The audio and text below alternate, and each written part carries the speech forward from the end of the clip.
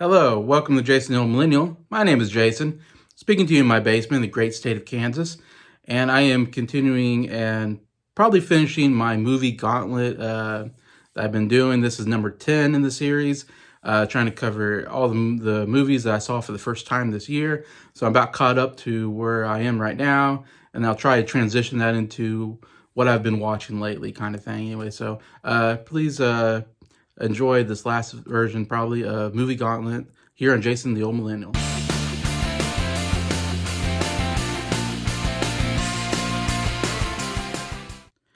Hello, everybody. Hope everybody's doing well in this Sunday kind of late afternoon, early evening time period. Getting a little colder here in Kansas. So I'm wearing a jacket, as you can tell. Yeah, I'm doing this is number 10 on my Movie Gauntlet. I've been trying to get through all the movies so I can get through them all, and then I can go on to other things.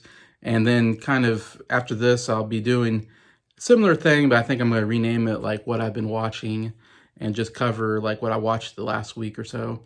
Just cover those movies kind of like this. But so here we go. First movie we talk about is a movie called The Princess, which is a movie that came on Hulu. This is kind of an action movie. It's called The Princess because it's a girl who's a princess who's kind of locked up in a tower, forced to be married to this, evil person, so he can take over the kingdom. So it's kind of got a medieval, I guess, kind of theme to it. She's wearing this like princess dress. I forget her name, the actress who's the main character, and she basically, it's kind of a take on the whole, instead of a princess in distress, damsel in distress, she fights her way out of the tower, basically, and escapes and gets out to escape down the tower. She's constantly getting into battles with guards and so forth. And so it's an action movie where she's kicking butt as she's going down the castle tower or whatever to go kill this guy, whatever, that is trying to force her to marry him. Interesting premise. That's why I kind of checked it out. I remember reading about it, and I was like, oh, I like a good action flick. And though it's like a girl in the lead, like they're not as good as a guy lead, I think, in action movies. But I was like, okay, I'll be interested to see what they do with this. It sounded like it was kind of, from what I heard from the description, it sounded like it was nonstop action. So I was like, okay, I'll check it out. See if it's just silly, fun action. I'm okay with that. Overall, like, I would say the action was actually really good in the movie. Like, I thought it was very well choreographed, and the stunt work was very good. And the main actress, I'm forgetting her name, I didn't look it up till before I did this video. She does, I think, a lot of her own stunts in the movie, if I remember right, and she does a pretty good job with that. Overall, I'd say it's really is a stupid movie.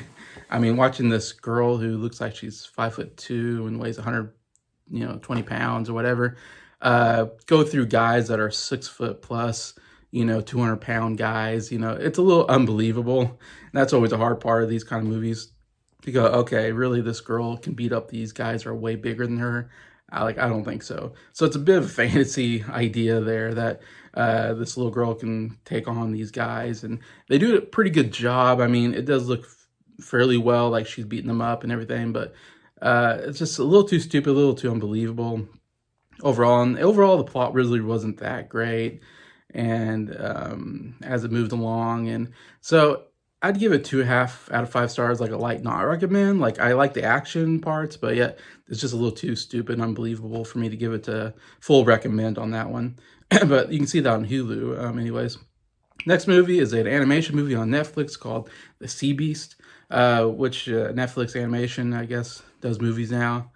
And this is one that gets pretty good reviews. I think most everybody likes this movie quite a bit.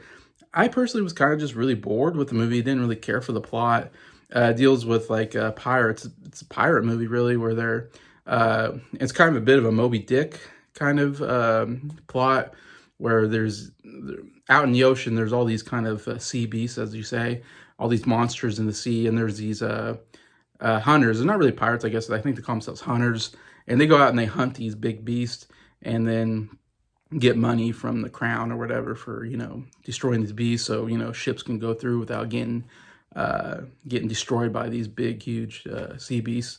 Anyways, and there's one particular one that the captain of the ship is after, kind of like Moby Dick. He's obsessed with killing this one because I don't know if it killed, I can't remember exactly what it was, but it's kind of a revenge plot against this sea beast. Anyways, and then all this other stuff happens, I guess, and obviously you find out, oh, the sea beast isn't that bad. It kind of goes that way where it's like, oh, we shouldn't kill the sea beast. Maybe we just misunderstand them or something like that. And I don't know, it just had too much of like a Moby Dick feel to me where I was like, well, it's not a very original, fresh idea. It's kind of a take on that to me. And I don't know, just overall, I was just kind of bored with the movie and just didn't really care for the plot. So I may be the only one that didn't like it. I know everybody else liked it, but I just did not care for it. So I'd give it like 2.5 out of 5 stars. It just didn't do it for me. Next movie we talk about is another Hulu movie that I think everybody likes. Again, another one that I just did not care for. And it is a new Predator movie called Prey, which came out just on Hulu a little while ago. And I'm not a big like Predator fan. Like I've seen the first one with Arnold Schwarzenegger, and it's kind of a fun, over the top violent movie, but great, visual or great makeup work and costuming for the Predator, who's really kind of a creepy, scary kind of monster. I think they did a very good job with that, of course. And Arnold Schwarzenegger is great, and I always enjoy his acting in those kind of movies. So they've done a bunch of Predator movies. I haven't watched any of them. I seen the second one, I guess, too. I don't remember caring about that too much. But besides the first two, I haven't seen any of the other Predator movies. Haven't been crazy about seeing them, and they usually get pretty bad reviews. This one actually gets good reviews, and people seem to really like this one. And it's kind of almost a prequel to the other Predator movies where the Predator alien arriving before, well, I guess during colonization, because they're French fur traders there, but it sets in America and it's set around like a Indian tribe, and there's the main character is this girl who wants to be a hunter in this tribe, and they hunt bears and stuff like that, and maybe not hunting, but they go out and they kill bears and stuff. Anyways, and so of course she comes across this predator, and of course it's way more powerful than anything they've come across before. And so it kind of shows her figuring out a way to take out the predator or whatever. Anyways, to me, it was a really slow moving. I say it all the time. I'm sorry, but it was a slow moving movie. Very boring. They don't speak English. They're speaking some tribal language. And so everything's in print, everything's in subtitles. And I don't know, to me, I get really bored with that. And it takes a while before the predator, I feel like, even comes in. And the only reason really to watch a kind of movie like this for me is like I can see the predator kill in very violent ways and see what kind of creative kills the predator can just absolutely massacre people in, I guess, which isn't my kind of movie. I don't really care to see somebody just murder a bunch of people like that in that kind of fashion. But yeah, and overall it was just, I don't know, I was never interested. It was just boring. And I'm just not a fan of the series either anyway. So it would have to be pretty good to get me into it. So it just wasn't my kind of movie. And so I'd give it 1 out of 5 stars. I thought it was one of the one of the most boring movies to try to watch that I've seen this year. All right. Next movie we're going to talk about is a movie called Conspiracy Theory, which I just actually caught recently on Hulu. This movie was out in the 90s, I believe, or 2000s. I kind of remember it coming out when I was younger. And it was always a kind of an interesting movie, and it has Mel Gibson in it. And I was a fan of Mel Gibson. He did some really good movies back in the 90s area, even into the 2000s. And so I remember this coming out and always like, oh, I want to check this out. And for some reason, I would see it on sometimes, but just for whatever reason, I never got on to catch onto the movie. Jacob Martin, it's a movie by Richard Donner, which kind of surprised me. I think it was one of his last movies he made. Richard Donner, who made like the Superman movies and the Lethal Weapon movies.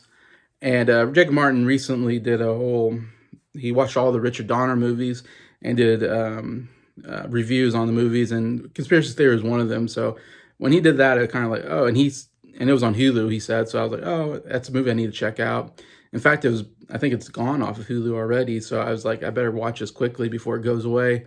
And so caught it, and I was pretty disappointed. I was expecting more out of it because I thought it was an interesting idea.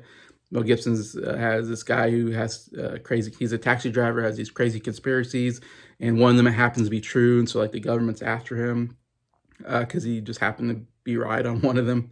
So it's an interesting premise, but overall, I don't know. It just did not connect with me at all.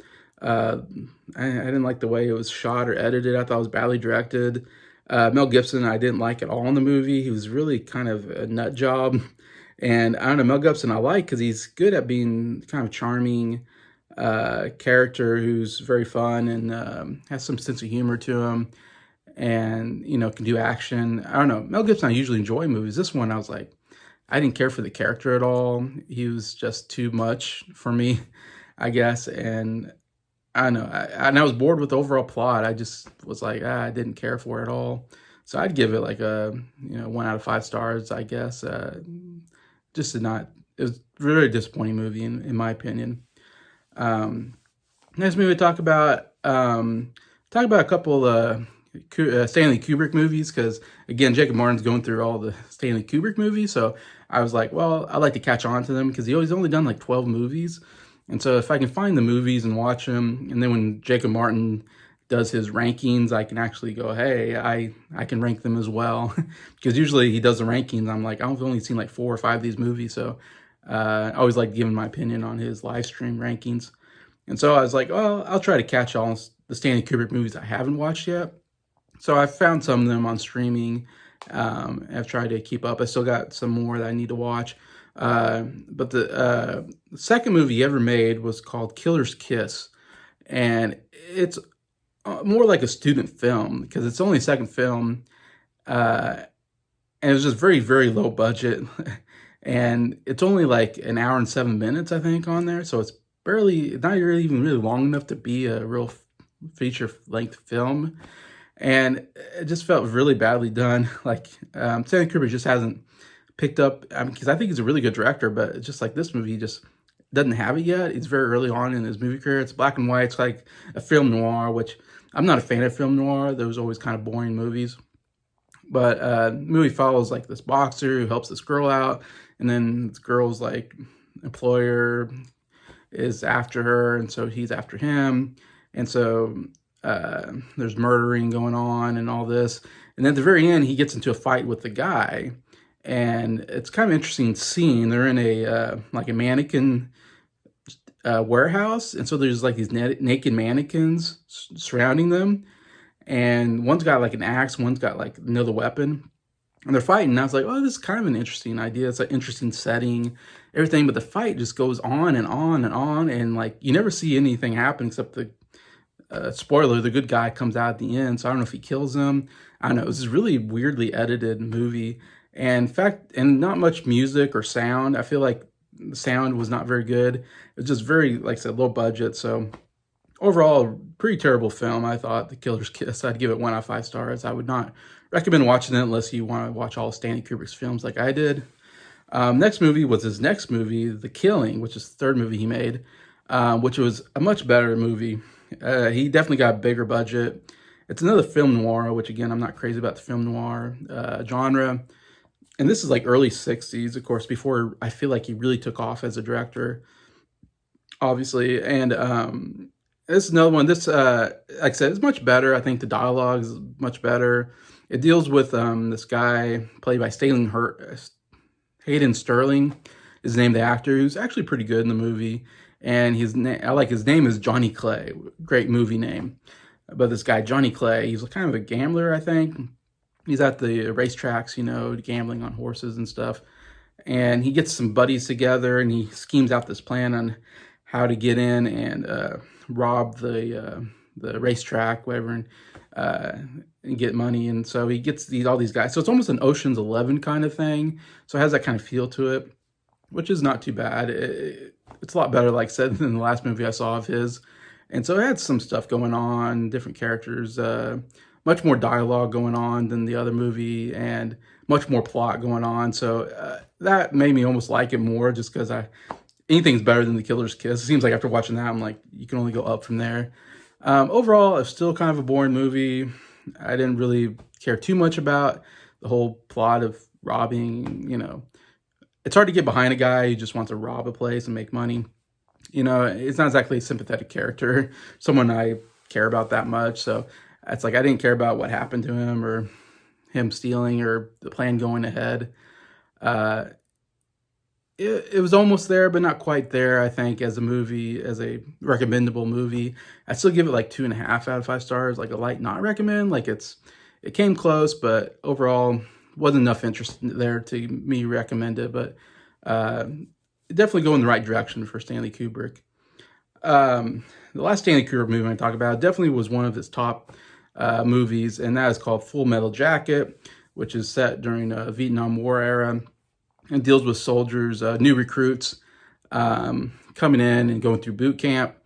The first kind of half of the movie and the second half of the movie follows one character from the boot camp who is a field reporter out following a platoon as they're going along anyways, and comes across a sniper, and it kind of deals with all of that in the second half. So you see some of the war, not like some other war movies, but as you know, Vietnam War is always very chaotic, movies dealing with this, very chaotic, very violent, lots of ethical things happening, as you imagine.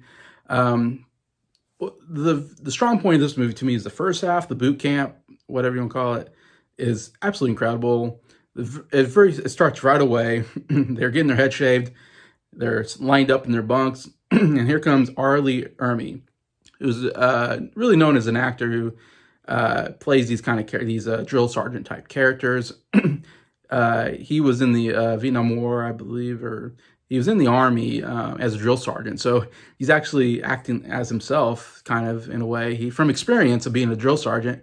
So you got a guy who's a drill sergeant who's never, I don't think, acted in a movie before, playing a drill sergeant. And he does it absolutely amazingly. I mean, Arlie Ermy is really the highlight of this movie. And the first 15 minutes is the best part of the movie. It has one of the best openings to a movie I've ever seen, where you got all the recruits lined up in their bunks, in front of their bunks, and he's going down and he's just he's going across, laying to each one, as you've seen in a lot of war movies, of course, dealing with boot camp and drill sergeants. I've never been in the military, so I don't know exactly if that's how accurate that is. From what I heard, it's pretty accurate of what happens. Anyway, so he's just yelling at each one, saying very offensive things, calling them names, questioning their sexuality, basically, and they all get, nicknames and stuff. And he goes across and, yells at him, drop and give me 20 or, whatever. Anyways, but it's just, I don't know why. It was a really fun scene to watch him just yell at these recruits, and the stuff he was saying was, the dialogue was like, oh my gosh, did he say what I think he just said? So, and some of it's kind of funny. But it is very entertaining, that first part, him just yelling at everybody, and you're trying to get to know everybody, some of the main characters through that. And we kind of see them go through the boot camp, and he's just being awful to these people, to these recruits. And one especially kind of goes off the deep end. I think his name's Lawrence, and played by Vincent D'Onofrio. Like his first movie, I think, anyway. So it's kind of interesting seeing him, as he's an actor who's done pretty well, being in a lot of movies. He's like a character actor that you see in a lot of movies, plays kind of a big guy usually. So that was kind of interesting to watch. I definitely loved that first half. Second half, it gets a little slower. Not as much happens, it seems like. But overall, I'd say it was a pretty entertaining movie, even though I'm not a big fan of Vietnam War movies. They usually aren't my kind of thing. I think it's probably the best Vietnam War movie I've seen. Definitely most entertaining. Because of Arlie Ermy, who I think should have gotten an Oscar nomination for supporting actor. Like, I can't believe he didn't get an Oscar nomination. It's such an iconic role, I feel like. And he did such a good job. And he's been in lots of movies. I think he's the voice of the G.I. Joes and Toy Story. I always think of him there. But he's always playing really rough characters like this. And you can tell how good he is. He's just a natural at it. Anyway, so I'd give it a light recommend, Full Metal Jacket, 3 out of 5 stars. I'm not giving it incredible recommendation, only because I'm not a big fan of the Vietnam War genre necessarily, and it is pretty offensive, the stuff that he says, and there's some violent parts to it, and there's some ugliness to it, of course, because it was an ugly war that I'm not like crazy about seeing it again, but I would watch that first 15 minutes for sure again, because that was a pretty fun beginning to the movie. So yeah, so I'd give a little bit of recommendation there, Full Metal Jacket, and much better than the other two I've seen So I'll be interested in a couple more I need to watch of his, and I'll have all 12 of his films watched, and hopefully can do my own ranking just like Jacob Martin anyway. So yeah, so I think I'll end it there. That's pretty good. I've pretty much covered almost everything. I think I only got a couple movies I haven't covered, but that's okay because they're just like recent movies that I've just seen. So like I said, I'll probably just transition to next week just saying what I've been watching lately and just cover whatever movies or TV shows I've been watching anyway. So still do it, but won't do it as frequently as I have been. I've been trying to do it pretty much every day because I've been trying to get through them all as quickly as I can so I can get over with that and I can move on to other projects anyway. So, but thank you for watching this video and any of the other movie gauntlets. And thank you for the comments. I appreciate all the comments people give. People have been very kind. I really appreciate all the kind words. Listening to me rant about my opinion. And so, yeah, thank you for anybody who's liked the videos and commented. I really appreciate it. And comment what you think about these movies I've seen and which ones you like and don't like. Love to read them. And just thank you to all the supporters or the subscribers for supporting the channel. I really appreciate you all and hope you have a good day.